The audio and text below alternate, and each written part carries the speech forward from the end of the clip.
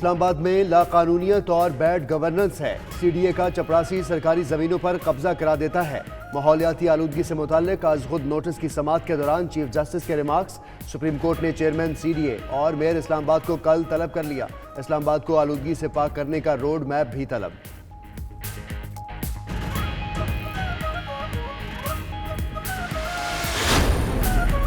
तजावुजात के खिलाफ ऑपरेशन में रुकावट बनने पर अपोजिशन लीडर सिंध असम्बली मुश्किल में फंस गए। फिरदौस शमीम नकवी के खिलाफ तौहीन अदालत की दरख्वास्त समाअत के लिए मुकर्रर।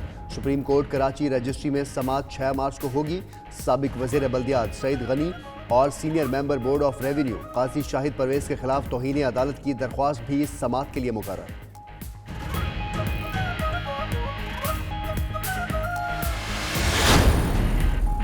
मेगा मनी लॉन्ड्रिंग केस, फरियाल तालपुर और बच्चों के मुंजमद बैंक अकाउंट्स खुलवाने की दरख्वास्त पर समाअत।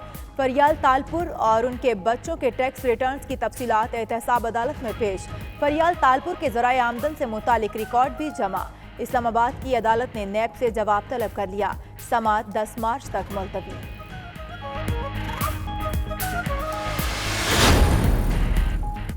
मुशीर खजाना की जेर सदारत इक़्तिसादी राबता कमेटी का इजलास आज होगा। 8 निकाती एजेंडे पर गौर किया जाएगा कि इलेक्ट्रिक सार्फिन के लिए बिजली महंगी करने की समरी एजेंडे में शामिल। ECC बलोचिस्तान के ज़रई सार्फिन के लिए सब्सिडी की समरी पर भी गौर करेगी। HEC के लिए ज़िमनी ग्रांट जारी करने की मंजूरी दी जाएगी।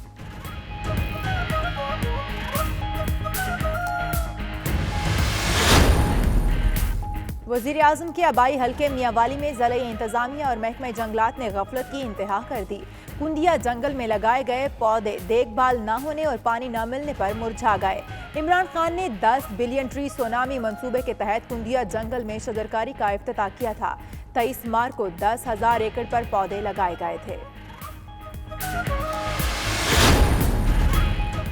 जाती सर्दी एक बार फिर अपनी झलक दिखलाने को तैयार। पंजाब के मुख्तलिफ शहरों में गहरे बादलों का राज। मुल्तान और बहावलपुर में तेज हवाओं के साथ बारिश। टोबा टेक सिंह, खानेवाल, जहानिया में भी बारिश। विहाड़ी, लोधरा, मियां चन्नू, भक्कर में भी बादल खूब बरसे। कराची में कल रिमझिम होगी। महकमे मौसमियात ने खुशखबरी सुना दी।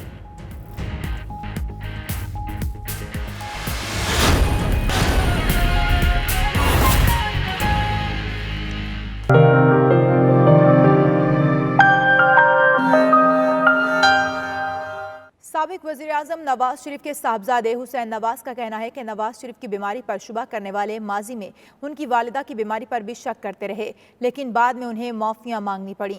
कौम से दरख्वास्त है कि वो मियाँ नवाज शरीफ की सेहतयाबी के लिए दुआ करें। लंदन में 92 न्यूज़ से गुफ्तगू करते हुए उन्होंने मज़ीद क्या कहा, आइए देखते हैं।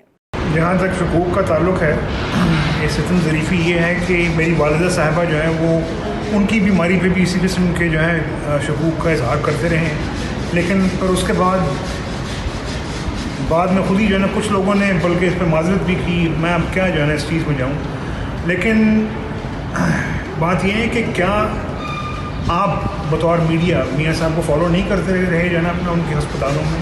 क्या उनकी रिपोर्ट्स जो हैं वो सबमिट नहीं होती रहीं? और दूसरी बात ये कि क्या जो है ना हर बीमारी जो है उसका इलाज, उसका हल जो है अस्पताल है?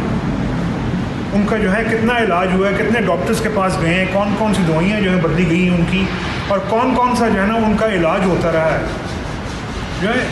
क्या जो है ना ये चीज़ किसी को जो है आज तक नज़र नहीं आई है? क्या जो है ना आपको जो पुराने नवाज शरीफ में और आज के नवाज शरीफ में फ़र्क आपको जो है नहीं नज़र आता है? ये इंतहाई सितम ज़रीफ़ी की बातें हैं जो कि बाद में जो है इंसान को ख़ुद अफसोस करना पड़ता है जिन बातों के ऊपर।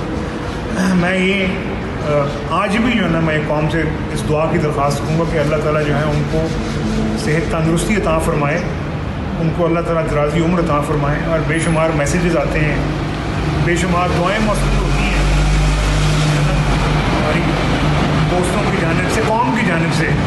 और इस वक्त जो है रह रहे कि इस वक्त एहसास भी जो है ना उजागर हो रहा है, जो कि आपके अपने जो है ना TV शोज़ पे हम देखते हैं कि मियाँ साहब को मिस किया जाता है। नवाज शरीफ को मुल्क बदर करने के लिए पाकिस्तानी हुकूमत की जानिब से बरतानिया को लिखे गए खत के हवाले से ओवरसीज पाकिस्तानियों ने मिला जुला रद्द-ए-अमल जाहिर किया है। किसी ने इस इक़दाम को मुल्क के लिए बेहतरीन करार दिया तो किसी ने पाकिस्तान तहरीक इंसाफ की हुकूमत को तनकीद का निशाना बनाया। लंदन में 92 न्यूज़ से गुफ्तगू करते हुए शहरियों ने क्या कहा, आइए देखते हैं। देखें जी, नवाज शरीफ को वापस ले जाने का मुझे तो जहाँ तक लगता है कि PTI अपने सपोर्टर को मुतमईन करने के लिए दावा कर रही है, वरना तो माजी में जितने भी इन्होंने दावे और वादे किए वो रेत की दीवार साबित हुए। जितने भी बंदे वहाँ पे जो भी है, चाहे वो पाकिस्तानी अवाम है या लीडर हैं, कोई भी ऐसा कोई काम करता है जो कानून के मुनाफी है, तो उनके लिए वहाँ पे एक ऐसा कानून बनना चाहिए कि वो वहाँ पे जवाब दे के अपने तमाम इल्ज़ामात को जवाब देने के बाद वो वहाँ से निकले। जो पाकिस्तान गवर्नमेंट कर रही है, मैं समझता हूँ कि नवाज शरीफ को पहले ही वापस इधर नहीं भेजना चाहिए था। अब जो है वो मेडिकल बोर्ड डिसाइड करेगा, और पाकिस्तान और इंग्लैंड का कोई एक्स्ट्रा ट्रेडिशन कोई ऐसी नहीं है कि वो अपने जो बंदे हैं वो एक्सचेंज कर लें। मुल्क पाकिस्तान ऐसा ये फैसला करे तो बहुत अच्छी बात है। आइंदा फिर ऐसा कुछ नहीं करेगा ना, तो ऐसा होना चाहिए, एकदम ऐसा होना चाहिए। ऐसे हथकंडों से इंशाल्लाह नवाज शरीफ घबराने वाला लीडर नहीं है। नाज़रीन, कई दहाइयों तक कराची और पाकिस्तान की सियासत में किंग मेकर रहने वाले बानी MQM कंगाल हो गए। लंदन में बैठकर पाकिस्तान में लोगों को दहशतगर्दी पर उकसाने के मुकदमे का दिफा करने के लिए MQM के इंटरनेशनल सेक्रेटेरिएट को फरोख्त पर लगा दिया। 2 माह बाद में कोई प्रॉपर्टी खरीदने न पहुंचा।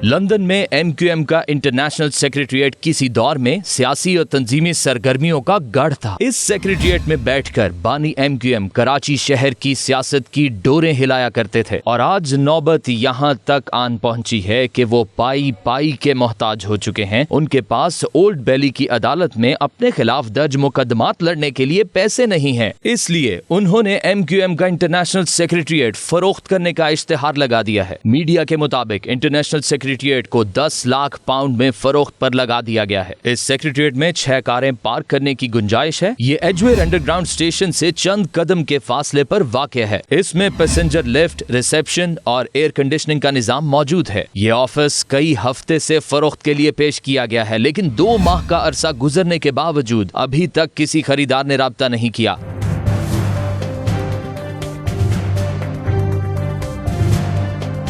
जराये के मुताबिक दर्जनों लोग इस दफ्तर का दौरा कर चुके हैं, लेकिन अभी तक किसी ने खरीदारी पर रजामंदी जाहिर नहीं की। इमारत के बाहर बराए फरोख्त का इश्तेहार भी चस्पा है। एजवायर के 2 मकामी स्टेट एजेंट्स के पास MQM सेक्रेटेरिएट बराए फरोख्त के इश्तेहार भी मौजूद हैं। MQM सेक्रेटेरिएट की मुमकिना फरोख्त की खबर पर पाक सरजमीन पार्टी के रहनुमा शबीर कायम खानी का कहना है, बानी MQM मकाफात अमल का शिकार हैं। उन्होंने माजी में जो बोया वही काट रहे हैं।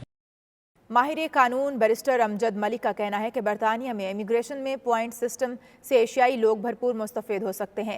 Bureau chief UK Ghulam Hussain Awan से गुफ्तगू में उनका मजीद क्या कहना था, आइए आप भी देखिए।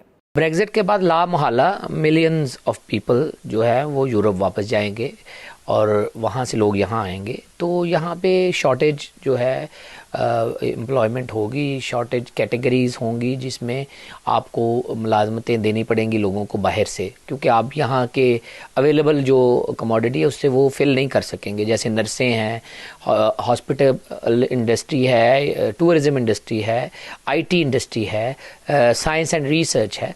तो ये गवर्नमेंट ने बर वक्त इकदाम किया है कि ऑस्ट्रेलियन तर्ज का पॉइंट बेस्ड सिस्टम इंट्रोड्यूस कर रहे हैं।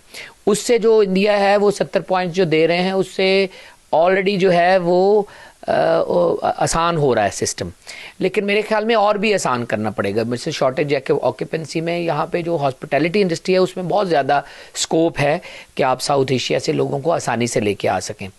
जो टेम्परेरी माइग्रेंट हैं उसको वो तो आते ही हैं यूरोप से, लेकिन जो साउथ एशिया से जो बड़ी जॉब्स हैं उसके लिए लोगों को लाने के लिए मज़ीद इकदाम करने होंगे। अब ये जो होम ऑफिस की नई पॉलिसी है उसके मुताबिक जो हुनरमंद अफराद हैं, स्किल्ड पर्सन हैं, उनको बरतानिया मुंतकिल करने का एक बड़ा वाज़े प्रोग्राम का ऐलान किया गया जिसमें पॉइंट बेस्ड सिस्टम भी है।